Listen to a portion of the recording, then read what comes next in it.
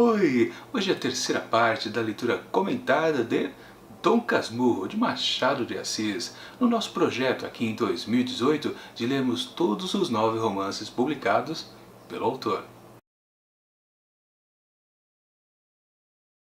E olha só, né? Praticamente já estou de barba de novo. Fazer o quê? Demorei, né? Para postar esse vídeo. Se não está entendendo nada do que eu estou dizendo, dá uma olhada no vídeo anterior que você vai compreender esta piada interna, digamos assim. Enfim, vamos aqui à terceira parte da leitura comentada de Dom Casmurro, que trata-se dos capítulos 65 até o 104. E antes de começar de fato a comentar, preciso lembrar de um detalhe lá da segunda parte que eu esqueci de dizer durante a gravação do vídeo. Me passou completamente fora da memória esse trecho, que aliás tem muito a ver aqui com essa terceira parte. Mas do que se tratava? Bom, era uma questão quando aquela situação de Bentinho ter que ir para o seminário, e junto com o Capitu tinha aquele grande dilema, né? Tudo estaria perdido entre eles. O amor principalmente, né? Ele sendo padre, claro que eles nunca casariam, isso era óbvio.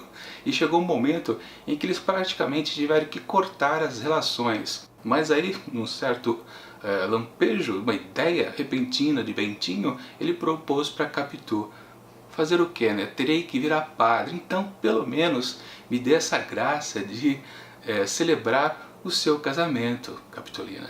E foi aí que ela achou que seria um tanto quanto demorado isso, né? Porque poderia demorar muito para ele se tornar um padre, né? Realmente parece que demora cerca de 4, 5 anos ou coisa parecida, né? Ela achou que teria que esperar muito tempo para realizar esse desejo de Bentinho, né? E é justamente aí que ela faz uma contraproposta para ele, que realmente marcou bastante. Como é que eu fui esquecer disso? Em vez dele celebrar o casamento dela, seja lá com quem ela casasse, né? Ela pediu em troca que ele celebrasse o batizado do filho dela. E olha só que sacanagem, isso doeu muito a Bentinho. Gozado, né? Ele propor de casar ela, fazer a cerimônia com outro homem, até não doía tanto para ele, mas quando ela pediu para ele fazer o batizado do filho dela com um outro homem, aí sim pesou muito na alma de Bento Santiago. Por quê, né? Hoje vai acabar descobrindo mais pra frente na história. Quem já conhece, claro, Dom Casmurro sabe por que isso pesou bastante. Quer dizer, pesou lá quando ele tinha lá os seus 15 anos, pesou muito mais depois. Mas enfim, vocês entendem o que eu quero dizer. Agora voltando sim, ou indo para a terceira parte aqui dos capítulos selecionados, podemos dizer que de novo a história continua no mesmo pé. Porque se lá na segunda parte nós tínhamos o período que Bento está dentro do seminário, aqui também. E disso vale aquele grande comentário a respeito aqui dessa história, grande história, a mais famosa de Machado de Assis. Mas espera aí, essa história aqui não é daquele homem que é traído pela mulher, mas há aquela grande dúvida se realmente houve ou não a traição, porque a história é narrada em primeira pessoa, justamente o suposto traído que... não é essa a história? Mas cadê isso aqui dentro dessa narrativa? Pois é, até agora não tem.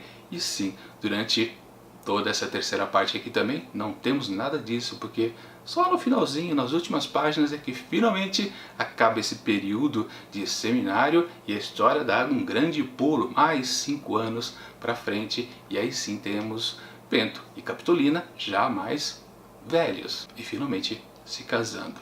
Bom, já estou adiantando, mas é aquela questão, claro, principal que ninguém lembra desse livro do Machado de Assis. Embora todo mundo conheça por causa desse detalhe, né, de se Capitu traiu ou não ele, o Bento, na verdade o livro não trata disso. Ou trata, né?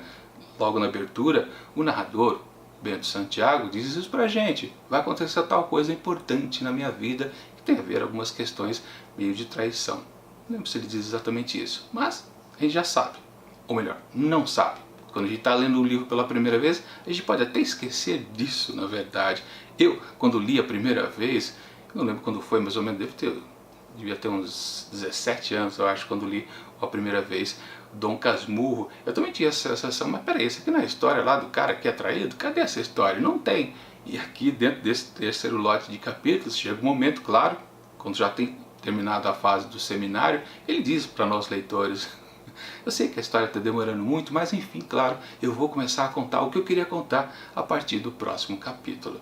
Sempre aquele narrador tirando sarro da gente, dominando completamente o nosso interesse. Aliás, ele brinca também, né? Fala, se eu continuar nisso, vocês vão acabar desistindo desse livro e vão procurar outra coisa para ler. Machado sempre sacaneando, como sempre. Eu gosto muito do Machado por causa disso. Mas enfim, todo esse terceiro lote de capítulo realmente tem a parte final do seminário. E lembrando, no finalzinho lá da segunda parte, o José Dias tinha prometido uma nova artimanha para tirar Bento lá dentro do seminário, que era a coisa, né, ele simular uma doença. Aquilo foi completamente esquecido pelo Machado de Assis. Não há uma linha sobre isso. E na verdade, logo que começa essa terceira parte, a gente percebe que quem acabou ficando doente foi a Dona Glória, a mãe de Bento. E disso teve um certo sufoco, uma certa apreensão, obviamente, do seu filho. E é daí também que acaba decorrendo um trecho bastante significativo aqui dessa terceira parte. Em todas as partes tem um momento que sempre salta a atenção. E o melhor aqui, com certeza, é que é o contato pela primeira vez de Bento com a morte. Claro que acabou não sendo a da sua mãe, mas de um certo amigo que ele tinha. E certo, bem entre aspas, um adolescente assim como ele, chamado Manduca. Manduca acho que nunca tinha sido citado na história. Aliás, o próprio narrador fala, né, que mal lembrava dele, mas depois ele acaba comentando um caso muito importante, até contradizendo o que ele acabou de dizer, né? A gente praticamente não foi amigo, não teve nada de significativo entre nós, mas de repente vem a memória para o autor dessas memórias, né? Sempre lembrando, Dom Casmurro é um livro de memórias de um Bento Santiago já muito idoso, já tendo vivido tudo, ele está apenas rememorando. E sim, depois de um certo tempo ele acaba lembrando algo significativo a respeito dele com o Manduca, que é justamente uma questão, mais uma vez, intelectual, racional. Lembra que eu comentei lá na segunda parte que os capítulos que eu tinha selecionado meio que se dividiam em duas partes. A primeira parte era bem sentimental, referente à consolidação do amor entre os dois, e depois uma parte mais intelectual, cabeça, onde ele tentava ser intelectual literalmente, ou pelo menos mais artístico, tentando compor o poema e naufragando vergonhosamente. Também aqui temos uma parte intelectual de Bento Gonçalves, Bento Santiago, que Bento Gonçalves? Bento Santiago, quando ele, juntamente com seu amigo Manduca, ele fica trocando cartas a respeito de uma questão que meio que serviu meio como um alento para o seu amigo, entre aspas, que estava meio que adoentado. Meio que adoentado não, ele tinha uma grande doença. Aliás, Machado demora para dizer qual é a doença que ele tem, mas estava definhando lá o seu amigo. Eles tinham uma questão lá, é coisa de picuinha de garotos, né? Bom, era tempo da guerra da Crimeia, né, Rússia contra a Turquia, e os dois garotos teimaram em ficar discutindo quem poderia ganhar, se era a Rússia ou a Turquia. E eles ficaram, como não podiam ficar em contato próximos por causa da doença, faziam essas considerações através de cartas. E é curioso também como, por causa disso, o Machado começa a dizer pra gente que houve um embate intelectual meio mais ou menos. Ele não define exatamente como acontece isso, mas da parte de Manduca havia uma certa teimosia. E quando a gente pensa, aí qual foi a posição de Bentinho nisso? Bom, a gente não fica sabendo. Ou seja, de novo, a parte intelectual do personagem principal aqui dessa história, a gente não tem contato. Simplesmente porque ele omite isso, e vale sempre lembrar, e também é muito bem destacado aqui nessa terceira parte de capítulos, que uma coisa que acho que todo mundo percebe, Bento Santiago é muito influenciável, todo mundo consegue reverter o que ele está querendo fazer no momento. Todo mundo enfia ideias na cabeça de Bentinho, todo mundo. É a mãe, é a amada, é o antagonista, o José Santiago, é o tio, é a tia, é todo mundo, até Escobar, que começa a ganhar força agora também nesses capítulos. Aliás, na questão do seminário, que nunca José Dias conseguiu solucionar, que acabou fazendo a ideia perfeita para acabar com a questão, foi o Santiago, foi o Escobar. Estou misturando tudo hoje. Sempre lembrando, né? José Dias ainda veio com uma outra história, uma grande ideia, um plano infalível, tipo Cebolinha, né, que nunca dá certo. Mas ele propôs dessa vez que eles fossem até Roma fazer um pedido para o Papa fazer o literalmente, né, o cancelamento da dívida que Dona Glória tinha para com a igreja, né, que era fazer um padre, né. E aliás é bem dito ali em um certo trecho, né, que ela mesma, como mãe, já tinha desistido disso. Bento não precisava mais terminar o seminário, mas a questão da promessa é que pegava. Ela não queria trair o que prometera. Mas enfim, mesmo essa história também podia ser promissora, pedido do Papa, né, podia quebrar realmente qualquer questão religiosa, mas também seria um grande sacrifício. Capitu também não gostou de ter o Bento tão longe assim, lá no velho continente. Não ia dar certo isso, né? Foi aí que Escobar teve a grande ideia, talvez a mais fácil de todas, do que aquelas mirabolantes que José Dias sempre ficou tentando. Bastava simplesmente, né, ter um substituto. Era coisa simples, né? Se Bento não pode, não quer, coloque outro garoto jovem que esteja afim, tenha vocação para a fé, queira ser padre, e a promessa estaria cumprida do mesmo jeito. No final das contas, até economicamente falando, né, ela teria custeado a Dona Glória a formação de um padre novinho em folha para o mercado. E simplesmente isso tendo acontecido é que a história dá aquele pulo de 5 anos para frente. É até uma coisa meio abrupta, né? Como sempre acontece nas histórias do Machado de Assis. De repente, as coisas que parecem caminhar por um caminho que vai ser um pouco longo, de repente ele faz uma pequena reviravolta inesperada mesmo. Praticamente em todos os romances dele acontece algo parecido e de repente nós estamos num novo caminho. E literalmente aqui, finalmente, a história vai para onde ela sempre quis ir, que é justamente contar a vida casada desses dois personagens principais, Bento e Capitolina.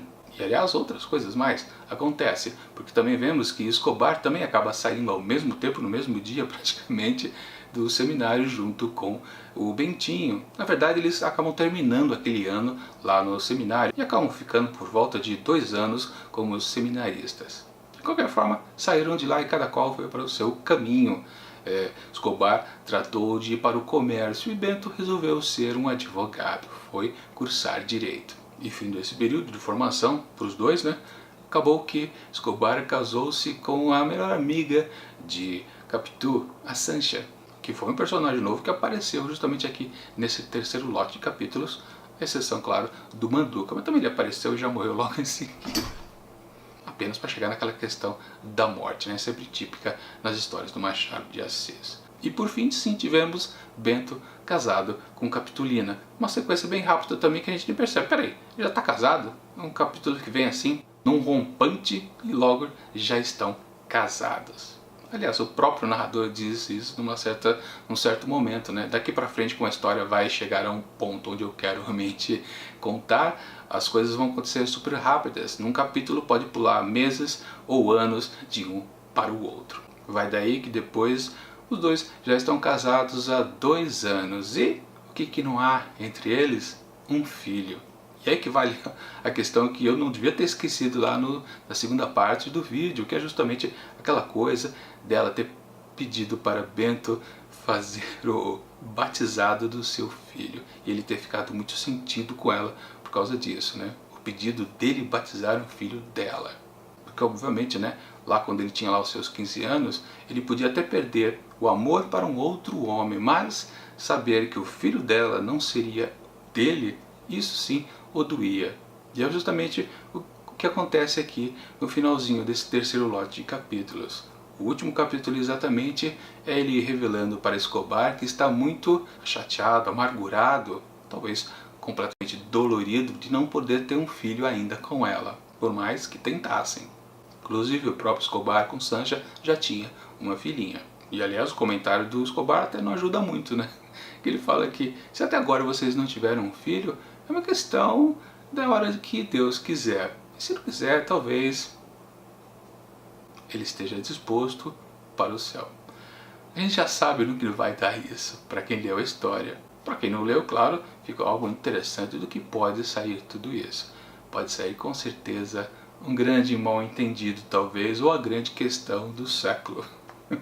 Se sim ou se não. Enfim, é o que a gente vai ver na quarta parte e final aqui do livro Dom Casmurro, que serão os capítulos 105 até o 148. Isso para o próximo vídeo, que talvez já saia amanhã mesmo ou daqui a 2 dias. Depende, né? Estão quase chegando no Natal, pode atrapalhar um pouquinho, mas enfim, é isso. E para o próximo vídeo com certeza não haverá mudança na minha barba. Bom, é isso. Quando o próximo vídeo não chega, eu deixo aqui do lado dicas de outras leituras comentadas que eu fiz dos livros de Machado de Assis ao longo do ano. E tchau, até o próximo vídeo.